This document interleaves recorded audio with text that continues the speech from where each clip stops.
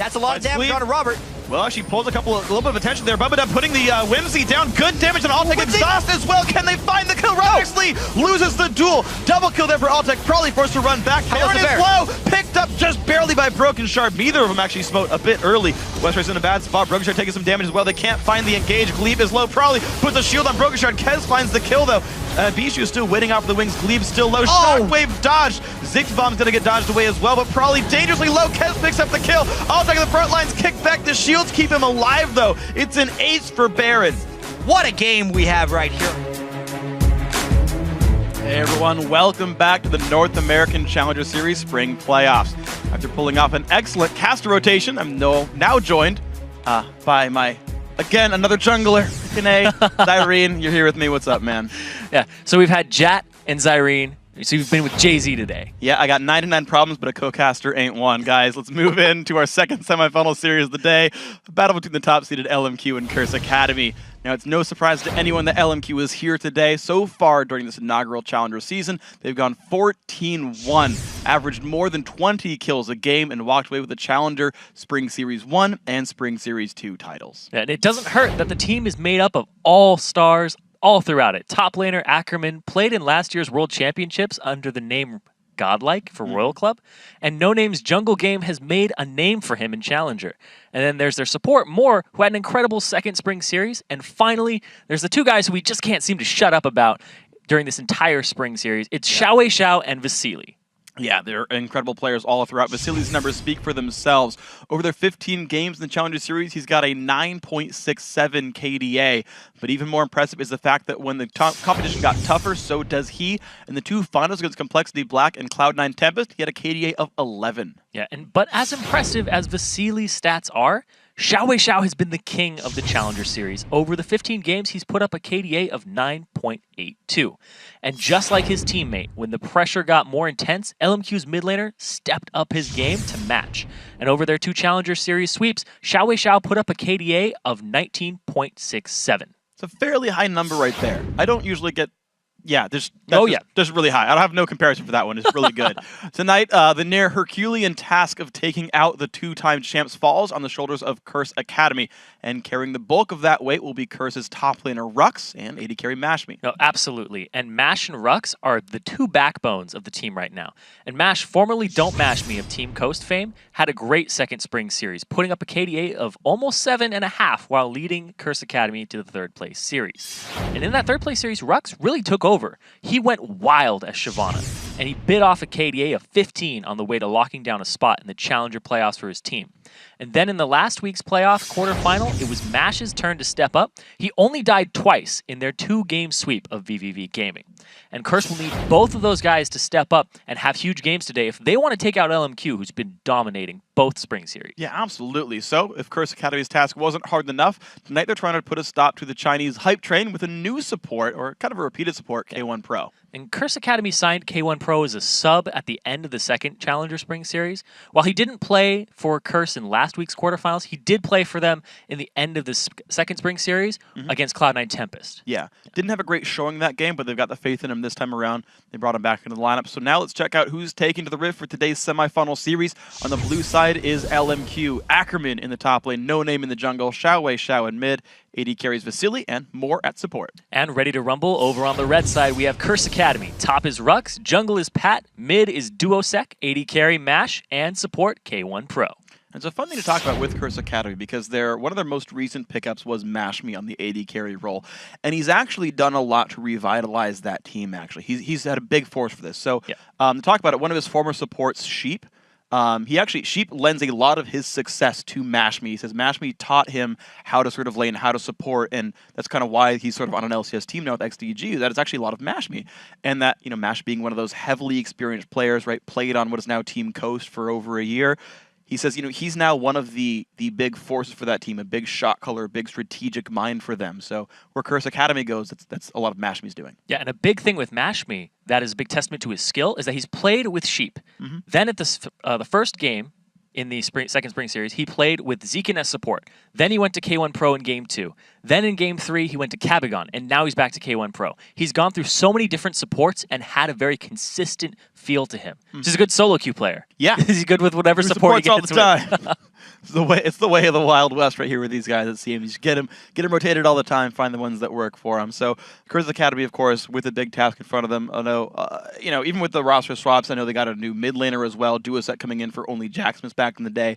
Their old AD carry Fabi, if you guys remember him, the gatekeeper of Challenger. Of course, Mash would come in to replace that. Really, the big mainstays ended up being Pat and Rux, who haven't actually changed very much. And I gotta say, they've done really well. We talked about Rux a little bit. But I feel like Rux is like a super understated or underappreciated top laner. I think he's been very dominant overall, extremely strong player. Been with Curse Academy for a long, long, long time. Put up good numbers. And he might be the person that they need. Because up in the top lane, out of all the people on LMQ, remember when Dyrus was saying when he goes up against Ackerman, he doesn't feel his pressure. Yeah. Like back at Worlds, he's like, it wasn't like getting bullied in lane so hard. So that might be the weak spot there, and Rux might be able to crack the armor. I think it's one place we can really look for Curse Academy if they can pull off the upset. Evelyn and Ziggs so far banned away from Curse Academy. The Lucian removed from Basili. We'll see if he falls back to the Caitlyn there. The Kazakhs removed from No Name. But so far, Xiao has not pulled any bans. He can play whatever he wants. Nidalee still open. We still have a lot on the field. And this sets up a situation where if LMQ, since they have first pick, if they don't pick Caitlyn, it's going to go over to Curse Academy. Most likely, and then you'll be like, all right, do we pick a Sivir at that point and try to make a composition around that? Or do we fall back on something new like Twitch? And then even at that point, you've got to look like a 2-on-1. Sivir Kate is not an easy matchup overall.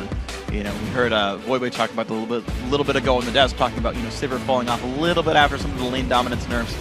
See what happens. Renekton actually removed from Rux, removing some of that top lane power. And it's weird when the bans come through that aren't one-sided bans. Ackerman loves to play Renekton himself, but to say, you know what, let's not make top lane a bully fest, we'll play something else with this. What also says they aren't going to first pick their top laner, and they want to put Rux on something else. Yeah. So they could actually pick their Shyvana first if they want to. There, yep, absolutely. The Caitlyn locked in immediately. Pretty much a tell there once you ban Lucian out and you aren't going to ban Caitlyn. So now Curse Academy, do they play Sivir? Mashme is very good on Sivir, he's very good on Vayne. He has a very diverse champion pool. You can fall back on those. But we're going to have to see what they do from there. Because you can go Stampede comp, you can go ahead and do a Protect the Vayne, whatever you're going to do here. But they do put a lot of emphasis on Vasili's performance, so the Caitlyn is no surprise. Yeah, I want to see if Corki comes back in. It used to be like the new AD carry. That's true, too. Resurgence is like the AD carry that people are now playing a lot more. Some of them rush for it, some of them, they're okay if like Lucian gets grabbed, whatever. We'll see. Great thing about Corki is the diversity in his build is all in his boots. It's like, are we going to go Zerker's Greaves this game? We going to go for some Sork shoes? Seen Merc Treads too. yeah, and it's a defensive option in case you're really afraid of it. But of course, a lot of good champions went Curse Academy's way. They got the Soraka pickup here, likely for Duosec. Xin Zhao jungle as well, with only 2 jungle bans. It's X to the Z. And then, of course, No Name. He's hovering over the Lee Sin because that's what he needs to counter that. Go ahead and pick that up. And we actually had a conversation upstairs about how you counter Soraka. The mid lane Soraka, what do you do against that? And remember we were talking and you were saying like maybe Orianna is the counter to that. Orianna's a good match against Soraka. Well, the Orianna got banned and they first rotation Soraka. Exactly. And you talk about Caitlyn being pinched was going to be a likely grab first rotation. And it's always smart the teams, and I want to talk about this for a second.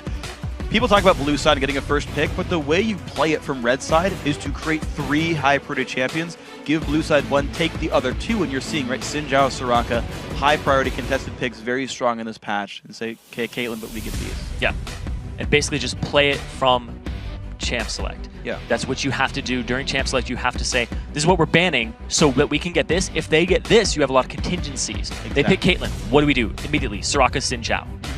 Then they just basically plan these out way ahead of time based on tier list, but also what you're playing against. Yes, absolutely. So the next pick's coming through. Of course, we talked about the Lee Sin. I want to see if it does end up being a flex pick. We're seeing more and more Lee Sin tops do varied success. Some do well, some do poorly. The Thresh, of course, as a support here for more, is going to be happy with that one. The Lulu also grabbed plus the Graves, so a very supportive lineup with a tanky AD carry for Mashme. There's a lot of support here on him. I'm a little surprised he didn't go for the Vayne. We're going to have to see how he does on the Graves, just even more durability for himself. It's a lot of lane dominance. Yeah, and that could be a Lulu mid, it could be a Soraka mid. I think it's going to be Soraka. It's the most likely situation, but actually Soraka Graves is a really good lane as well because you have so much pushing power, you guarantee your opponent's another turret. Yeah, but Soraka in the mid, you're just going to shove that in immediately with Star Call. Of course. And Lulu did take some nerfs to her kit in terms of help picks and More help picks. Exactly, more help picks nerds on both sides of it, I guess. It doesn't have a second name. Less helpful picks. Yes, there you go. Now less help. Hurt picks actually would be, I guess, be the aggressive hurt version. them picks. Yeah. That does not sound like a thing Lulu would say. Well, it's helping you, though. Yeah, true. Help me hurt them. Show them. Let me glitter lance off you. It's going to be the way it goes. Actually, it is going to be top lane Lee Sin because Elise gets grabbed, but with few mid lane bans, Nidalee still the champion here for Xiao Xiao. It's going to be a fun one, but now the hover on Curse Academy, they will get Rise against top lane Lee Sin. That's a very good matchup for Rise. The early game aggression is in Lee Sin's favor, about levels 1 through 3, but then when Rise starts getting his full combo in the lower cooldowns, just keeps cycling through his spells. The Rune Prison, you probably max that second. You usually max your E if you want to clear the waves. Okay. But he's probably going to max Rune Prison just to lock him out. Yeah. Make sure that when he dives in, he can't get away and safeguard fast enough. Makes sense. And actually talking about skill orders, I feel like this is a kind of matchup where you would pretty heavily consider maxing Safeguard first on Lee Sin. From what I've understood, skill orders on Lee Sin for top lane are actually very matchup dependent. If you have to play Sustain where you can max W, you have to actually play a push where you can max E. And I want to see if he's going for a shield and sustain or like fast wave clear and getting out. And seeing the way he plays the top lane, teleport Lee Sin. Of course, teleport Rise also here. It is going to be the mid lane Soraka as well, so you did identify that one right. Lulu support, the second time we're seeing it today, actually. Yeah, Bubba Dub playing that earlier, and probably going to go back to that a lot. Spell Thieves works pretty well on her, too. She has some early game poke with help picks. Her auto attacks are great. Her lane pressure is good. The thing with this composition from Curse Academy, very late game oriented. You have Soraka, you have a Lulu support, you have a Graves who's kind of meh in the middle late of the road. Game. He's middle. Xin Zhao has some early game aggression, but then you have Rise in the top lane. So very durable here. Rise, he just gets tanky and consistent damage. Soraka, consistent damage, going to shred armor, so Rise does more damage on top of that. Then you have the Lulu, who's going to be probably getting a little bit of AP, just a tiny bit, maybe one item in the late game. Not going to be as fast with that whimsy on everybody as much as a mid lane, but then you jump it over to LMQ, this composition that they have. Xiao Xiao is back on his Nidalee, which is something we haven't seen in a little while. Yeah. He was playing that all throughout the time that they were qualifying and climbing up the ladder. It was like Nidalee, Nunu jungle, and then have Lucian on Vasily. Yeah, exactly. So all those culling bullets coming out.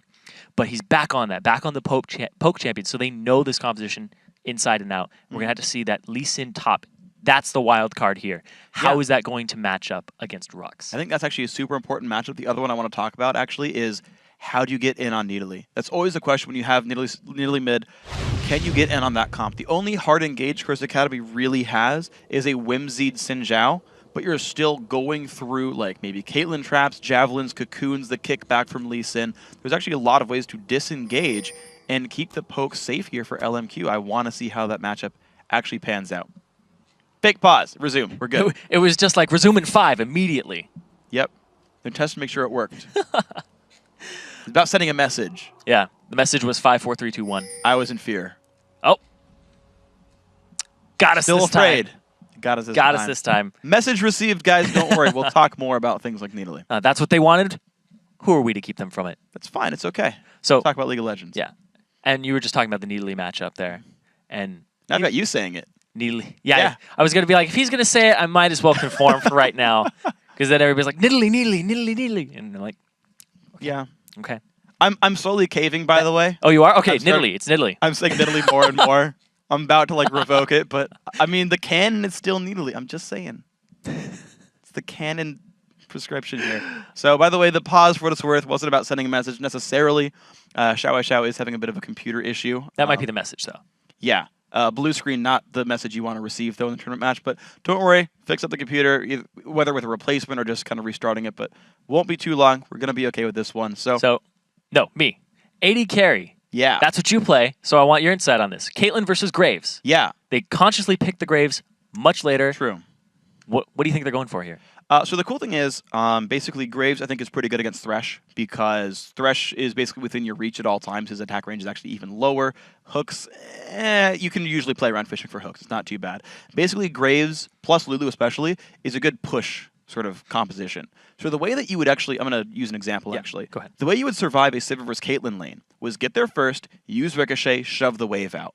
Now, in the, I think it was 4.4 nerfs to Sivir where Ricochet cost 50% more mana, you would run out of steam really quickly. You'd yourself trying to shove, and that kind of fell off. You actually had a much harder time fighting like a Lucian or a Caitlyn who could shove back at you because you'd run out of mana trying to push. Graves doesn't have quite the same issue. I feel like it's a little bit easier for him to shove. Like, yeah, Buckshot still costs like a fair bit of mana, but Lulu Graves in general can keep the push going, can keep the pressure off from Caitlyn. So the way you survive the matchup is pushing. You can also 2-on-1. Graves is a good 2-on-1. He's got an attack speed buff in his kit. It's all pretty effective for him. So that's all there, kind of generally speaking. He's got AoE as well. It works out all right. The cool thing as well is because of the rune changes and because you can you have the passive and whatnot, and because you've got a Lulu there to shield, most of Caitlyn's damage is pretty well telegraphed, and it's pretty easy to shield up the harass. Not a really big problem. The shielding didn't get nerfed from Lulu in the 4.5 patch, so you can withstand the harass, keep your armor up. As long as you're in combat, which includes dealing damage, Graves will have a bunch of bonus armor, not get pushed around. Generally, it's going to be okay. Yeah, and collateral damage did get a little bit of a tweak, correct? Yeah. So the level 6 and 11 value, so rank 16 is the same. Basically, Graves' ulti, it has an impact damage and then an AoE damage. The AoE damage after the initial impact was lower. That number went up a bit at rank 6 and 11, more so at 6. So his early to mid-game teamfight AoE got much stronger. Which is what he excelled at anyway. Exactly. So just making him and perpetuating that. And if you can get away with like health per level seals, he's so much tankier endgame as well that he kind of holds on as an anti-assassin. And everybody just... Oh, blind hook! They find Duosec good damage. Their Cocoon flash forced, actually. It's going to be -1 cooldown for Curse Academy. And the Sonic Wave landed on him, so he was scared of that, possibly trying to drag him deeper into the team if he had taken it, but not waiting for that opportunity. Well, you know, No Name learned... Oh, they come back around! That. Wow, good damage. Ackerman's so low! Takes a Summoner Heal, stays alive. Ignite now onto Rux. He's got to run away as Rise. Flash in from No Name. Javelin gonna hit Summoner Heal, keeps Mash alive. There we go. Drags him back. Dive on in more. 2 auto attacks from the kill. No, the Star Call coming through. Pat will go down. First Blood coming through. Mash be forced to flash away as well. That is a kill for LMQ. And Duosec was not in that fight for the beginning of it at all. His heal is very useful later on, but his Star Calls, he wasn't doing the damage the entire time and amplifying his own team's damage. And just a good catch there by LMQ because he was backing at that point. We're going to see it here. See the Q go in, just a lot of damage comes out. Ackerman barely gets out by the Summoner's heal, gets the extra movement speed. The Javelin comes through, hits Rux right as he gets healed, and then the hook onto Pat. And now Rux has more right on top of him. Yep. They go for Pat instead because he's right in range. Yeah, well, Rux, actually the second Summoner Heal came in late. The other Summoner Heal actually went down onto Rux. The other guy couldn't quite land the heal onto Pat to save him. There was a missed Summoner Heal at the very end right there. But also, keep in mind, No Name actually started E. He started Cocoon in that game to make those ganks happen. So a much slower jungle start, No Name, requires a bit of help from Ackerman, which is happening, to be fair. They're buddy systeming in the jungle. Oh yeah, they're actually taking some inspiration here from Complexity Black. Sharing the EXP, because they're going for that 2v1. No, but actually it's a 2-on-2. So that's actually even better, because now when Pat comes around, it's going to be 2 on him right here. Oh, there's 2 in that bush! Oh my gosh, that was a bit risky. Pat's got nowhere to go. That's going to be a kill picked up, and the blue buff going over to No Name, refreshed right here. That is also not a good start. A red buff onto Ackerman as well. So that Lee Sin's going to have a good time, but up against Rux, going to have to see how that goes. Both flashes down in the bottom lane. Teleport still available, so he's going to use it to get down there right away. 200-second cooldown. Yeah. But that was really good. The buddy system not only splits the experience and gets your jungler and your top laner in a good spot, both at level 2, it also means that if something like that happens in the invasion, boom, there you are. 2 people on 1. Huge disadvantage for a jungler who has no combat stats with a Hunter's Machete. Yeah, so rarely do you see that. You get to invade against the enemy's dual lane and pay off, but hey, if Lee Sin's there, it's going to work out. So Ackerman, you know, he's down 9 minions, but, you know, who really cares right there? Teleports in the lane, gets the extra rejuvenation bead, and he's equal in experience because he just got a bunch of jungle camps. Yeah, and it's not a good matchup for him on the overall. Ryze is extremely potent against melee champions, especially ones that all in like that. But Pat, he's coming around here. They don't see him. He dodges all the wards. No buffs on him. Slow lands. No summoner spells at all for the dual lane. Bit of damage coming through. Rux not in a good spot on the wrong side of the tracks. Ackerman picks up the kill thanks to No Name's gank. And the vision here for Curse Academy is just not cutting it. It's all central around that river and not really on the fringes where they need it in the lanes. But there's no gank coming through. Like, Pat's Gunshine doesn't even try for that one, of course, this time around. Looks like the duo lane just not even putting the pressure through right now. Duosec versus Xiaowei Xiao, though. Bit of press coming through, 26-23 and minions. Damage through onto Mashby. He's got to try to dodge the hook. Will not get flayed. That's enough to keep him safe. And jumping back down to the gank that happened bottom, so you didn't see it. A lot of it was because He just wrapped around. There's no flash available for Rux, and he was pushed up because Ackerman got to lane so late, and he was trying to keep the pressure. No Name about to find some damage through. Does not land the cocoon though. That was a bit wide. Javelin! Oh! Takes him down. Xiao making it 4-0. It's just LMQ right from the get-go. Yeah. Pressure, invade, keep going, lane swap it, get down there. No Name, go ahead and get that gank onto Rux. Mid lane, No Name shows up again, help Xiao. And people typically say that Nidalee, it's true, doesn't have a lot of gank follow-up. All you have is spears, long-range spears. You have to hope that you throw them the right way, hope that you know the path the person's going to take. But otherwise, she has no CC. She has no way of locking somebody up. And that's her only damaging ability, 1 through 5. Yeah. I mean, all out for him, though. Lands it. Makes it all happen. Skill shots hitting enough for these guys. Vasily and Moore actually winning this top lane quite successfully, actually. The Graves pick actually not quite paying off now for Curse Academy. You're seeing 14, 13 minions in the lead right here. No Name once again looking to slink into this bottom lane. Ackerman is killing off some mobs for now. But just, yeah, so at this point now, a little bit slower minion leads.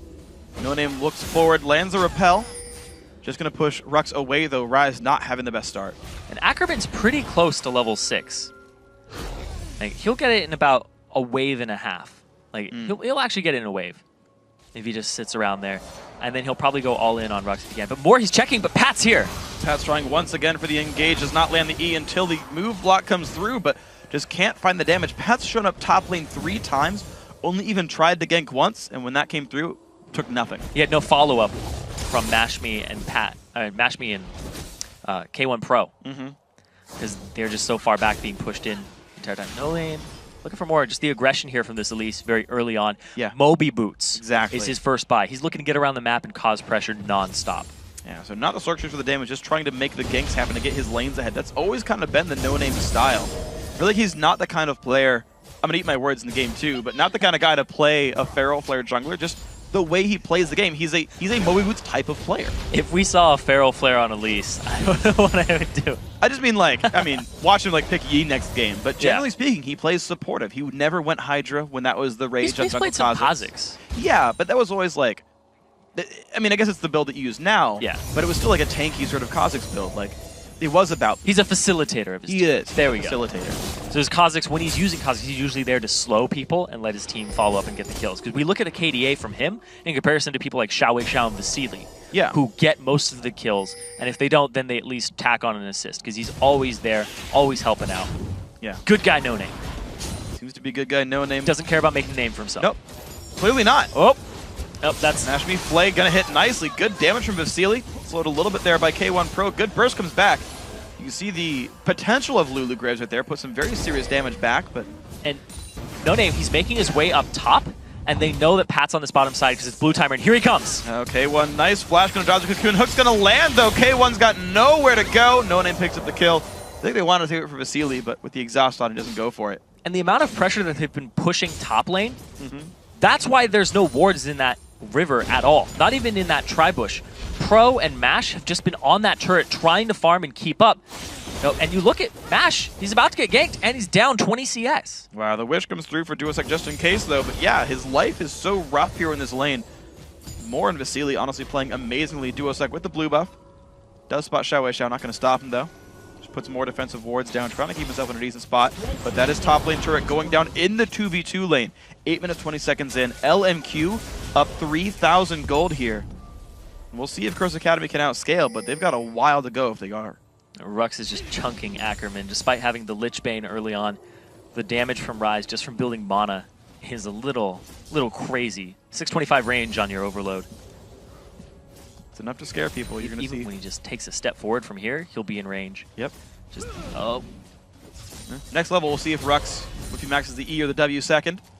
Right now, the skill order for Lee Sin is 3 and Q, actually. Yanking down bottom with the solo. The play's going to land. Big shot right there. Kicks him backwards. Rux going to go down. Vasily grabs the kill credit. The rotation for Dragon also gets them a kill. Went up top, got the turret, and now they're going straight for the Dragon. That's how you do it. You swap it back, make sure you have the map control. It's going to work really well for them. Ackerman's just going to recall quickly, knowing that no one's going to stop him. Wants to pick up the early Hexdrinker, actually, as the buy. Maybe he goes for Tiamat later, but Hexdrinker will give him the dueling power at the very least. 102, 60 minions here. Catalyst for Rux. He's got a ways to go until Rod of Ages completes. But Pickaxe is going to come in, so that might be Maw, that might be T-Mat for Ackerman. And the pressure that No Name is creating on the map, typically we see Soraka's just shove the lane in so hard. And Nidalee really lacks wave clear until level 6, and even then it's melee wave clear. So the amount of pressure that No Name has created just from being on the map and running around with Moby Boots is perfect for this composition. Yeah. Because people are like, oh wow, why isn't Duosec just destroying Xiao Wei Xiao because he's Soraka? Well, the pressure. Yeah. Elise is all over this map. And he's been ganked once. And he got a kill for it. Got the flash too. Completely making it work there. Duosec puts the damage down, but he's down a level on Xiao Wei Xiao right here. He Nidalee having a great time at this one. A bit of a lane swap actually, LMQ, after taking the top lane turret, say, you know, Ackerman, you show up there. We're going to have Vasily and more keep the pressure on and try to get more for ourselves. Oh! Damage, K1 Pro by himself. Slowed down, turns him into a chipmunk. Gonna be okay. He left him. It's okay. Didn't cost him anything, to be fair. Yeah, that's true. And they want to try to just buy items, go back to that lane. And they are going to do the 2v1 right now in both of these lanes. They don't want to have Mashmi going up against Caitlyn once again. And it's interesting how actually early game focused LMQ is right here, because Vasily actually cashed in on an early pickaxe, even though he's still likely to go for Bloodthirster. Back with 900 gold, just bought the 25 AD and said, you know, I'll complete items later. I just want to dominate my lane with 25 attack damage. You're seeing Mashmi has 1,000 in his pockets, could buy that same pickaxe. Yeah. Doesn't do it, wants to get the BT done. And I want to give props to LMQ here too, because the loss that we saw with them against Team 8 was because they weren't early game focused at all. This game, you were talking about it, very hyper early game. Yeah. No Name is making his presence known. Oh, there we go. Bottom turret's going to go down. Vasily making that one happen. Gets a bunch of the gold on this. Ooh, Ackerman. Rotation. They want Ackerman really badly. Can he make the rotation happen? Goes over to the right. Spotted by a ward. Trying to get over the wall. Slowed down. Flashes. Looks like that man's going to be safe. Just burns a summoner spell for some time. He's got to wait 5 minutes for that one to come back up. But well, there's 3 men strong. And they're doing 3-1-1 right now. And they leave Caitlyn in the bottom lane to just continue to push. And Vasily's going to clear out the Wraith, or the White. Possibly just keep pressuring and keeping his CS up, because they just put up amazing numbers in LMQ. Vasily easily going to kill away the White camp right there. Rock's going to wait around, but No Name takes a lantern. Cocoon's going to get dodged, but he actually flashes into it anyway. That is not good. Down goes Rux. That flash a little bit early. Dodged it. Caught it. But caught it. Couldn't resist, just right into his eyes. Oh, man. Blinded him, stunned him up, down he went. 1 second stun, all that No Name needed. But the top lane siege is going to work. Pat, Mashmi, and K1 Pro do take their first turret of the game. But Curse Academy down 5,000 gold right now. Things aren't looking better. And now LMQ going to be rewarded with another turret because of that rotation. They left Rux by himself with that 3-1-1 push. And now they're trying to get their own tier 2 down bottom, but Ackerman's here. I guess the knockup slows down the damage output, actually. Getting rid of some of these minions. He's showing no fear, actually. Doesn't have a lick of armor and does not care. And his leveling order, he's going 4 in Q, 2 in W, 2 in E. And look at that. Flash into it. Yeah, that's the only reason he died. Eats it. He wanted to flash a potential play, but forgot about the fact that he was dodging the cocoon. Very unfortunate there. He could have flashed left, it would have been enough for him, but unfortunate death there. Uncle Sam Rise 030. Forget what he's actually called. It's not his official name. Uncle Rise? Uncle Rise, probably the actual name. No. He's trying to put the fear of America in LMQ. It's not working. Yeah, LMQ showing no fear. Uh-oh. Okay, heals himself. Straga's going to be okay. Tries again with the recall. Still in range of Qs, though. No Name going after Rux here, but it's a 1-on-1. Oh, 2-on-1. Here's the TP. There's no flash. Rune Prison, some good damage comes in, but Rux has really nowhere to go. Gets the wish, though. Trying to run back. No Name repels, goes back in, picks it up.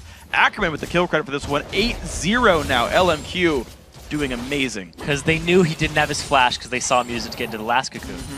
So why not TP onto him, pick him up, and just this constant pressure. 8-0 for LMQ. Doing work right now. And now the siege begins. Caitlyn Nidalee with a Thresh hook. A lot of pressure, a lot of siege potential. These guys can do a little bit of 8-week comes out from the Kate. Siege is going to begin. Vasily not going to get hit with a smoke bomb too hard, but the hook lands. Mashmi not in a good spot. The knockup though from Lulu keeps the team safe. More getting engaged upon. Big damage from Pat. The box comes in. Keeps himself safe, but that was a pretty nice engage on both sides. Yeah, it's a 4-on-3. Numbers advantage in favor of Curse Academy, but they're using it very, very well. Get the flash out of more and the box. There's very deadly, good reactions there by K1 Pro. Yeah. I want to point out that MASH is actually back at full health because of all the healing that Duosec put out. I think that was Wish and Summoner heal and the targeted heal. Right back to full HP. Maybe his own too. Yeah, I think he burned his own Summoner heal as well. That was a lot of cooldowns burned, but it still means the mid lane turret, with all those cooldowns down, they maybe can't win the fight anymore. Curse Academy is sweeping away some wards, but they have lost control of this map.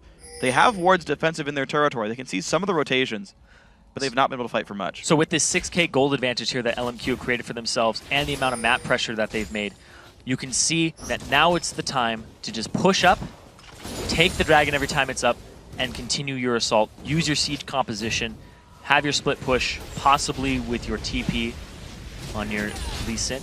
Dominate their jungle and just go for it, because that's what it's really looking like. They're going to be able to close this game out if things keep going the way they are. Yeah. Very, very soon. And Curse Academy, on the other hand, their strategy is very, very late game focused. If LMQ beat them to it, because look at this rise, 0-4-0, Yeah. 94 CS, very, very low. It's going to take them a long time to get back in this game. Yeah, still not even completing the Rod of Ages just yet. Maybe looking at 16 minutes or later for that one. Tier, of course, is at least stacking. No Name will claim this dragon. Smite was already used, doesn't need it for the last hit, just clears it by himself. Gets the conservation stacks moving, does go towards the Haunting guys. Didn't go Sword Shoes, but still wants some magic with the build. Standard core for release. Nice Javelin, hits Duosec. Honestly, it's working so well for LMQ. Another one on the rocks, honestly. Half of his HP, more than half. Yeah, they are not respecting the Javelins nearly enough. Forced well far to the side. There's just too much standard gold here, like in terms of quota, for Xiao Xiao.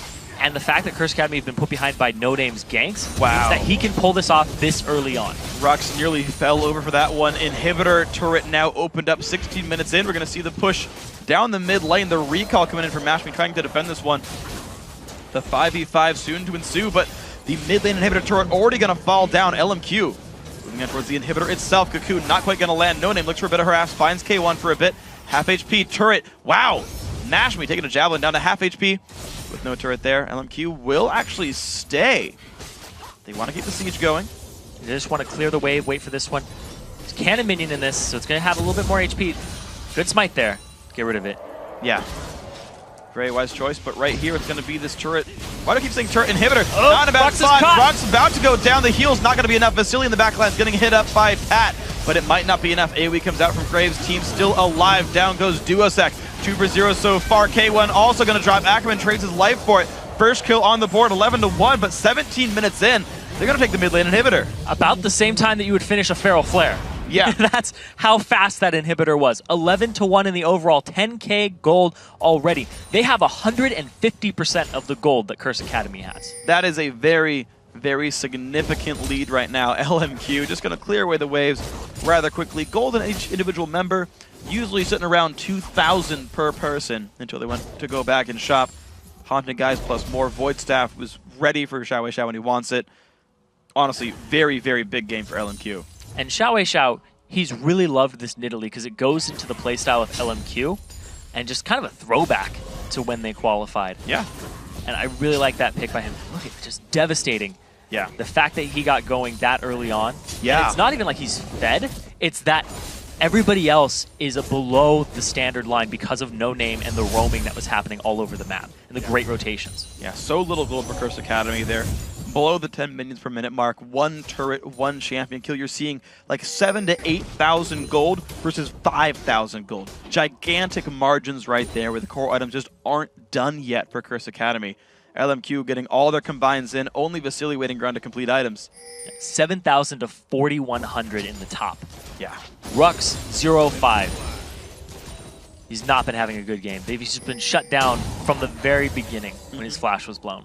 He said he was going to be an important member, but waiting to late game is not going to probably happen here for Curse Academy. 18:45 in, Ackerman looks for the play. Flash by Duosec keeps him in a decent spot. Q comes out, flashes, kicks him back. Duosec puts the silence down late. The knockup in for Lulu might keep him alive for a bit longer. Star Calls coming through. Will he have enough healing to come back? Actually, they find the kill onto more Star Calls, but I don't know if it's going to be enough. Ackerman still around, does get taken out. 2-for-1 fight so far. Curse Academy might find their way in. Stun's not going to be much for No Name. Another kill comes through. 3-for-1 fight. That's such a greedy play by LMQ. They trade 3 for 1. They didn't have Vasily or Xiao Xiao there at all. They show up at the very, very end just to throw a single spear. Not involved in that team fight. And they chose to fight it too. There's a very deep extension by Ackerman to use his flash and try to Dragon's Rage him into more.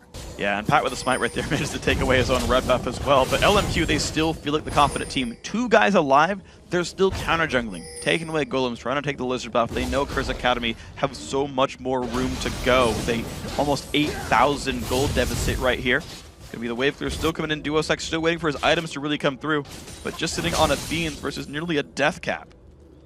And because they have super minions pushing down the mid lane, this top turret, it's just a matter of time before it falls over. They're trying to collapse onto it. And look at the damage that Xiao does every time he lands a spear. Yeah. Just... We need an Aegis. Curse Academy needs an Aegis pretty badly. The new Aegis too. Yeah. Right. 40 magic resistance for the person who has it, 20 for everybody else. Yeah, I mean, there is some fairly major physical damage coming through with Hex Drinker, Tiamat, Lee Sin, but even still, the Javelins are the ones really setting you down right now. The push comes through, Xiao helping to zone out the enemy team. He's going to be taking this one 12-4 in kills. LMQ, now look for inhibitor number 2 in the top lane with Ackerman splitting in the bottom. And see, he has his TP available to him, so he can always just jump into the fight. And I'm pretty sure at this point, he can take Rux in a one-on-one. Going to be a likely situation. We're going to see Rod of Ages combined, but that's it. The limit of items there. Banshee's Veil also soon to be picked up here for Ackerman, so he's very much itemizing against his lane opponent that he keeps opting into. We'll see if Mashmi and Pack keep the farm going, of course. Now, with Xin Zhao stuck inside his own base, he's getting nothing out of Frigol's Lantern. Still hasn't had the Pharaoh Flare, 21 minutes, and he's just been getting counter jungled and shut down. And LMQ are really playing against that item, too. Once you gain control of the jungle, don't let it up. Don't let him farm. We're going to see Red Inhibitor has respawned in the mid lane right here. Complete denial for LMQ. You're seeing now Curse Academy forced to share all the minion pickups.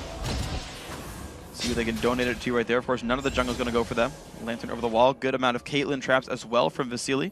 A few bushwhacks also from Nid, and it's going to be the inhibitor turret number 2 going down in the top lane. They're going to push forward. Now the inhibitor under fire. We'll see if we get much of an engage. The jump forward by Pat, not going to find much. K1 Oop. now way too far forward. Early Wish comes out. An ulti pop for almost nothing with this one. See Curse Academy still being pushed around. Rux takes a Q.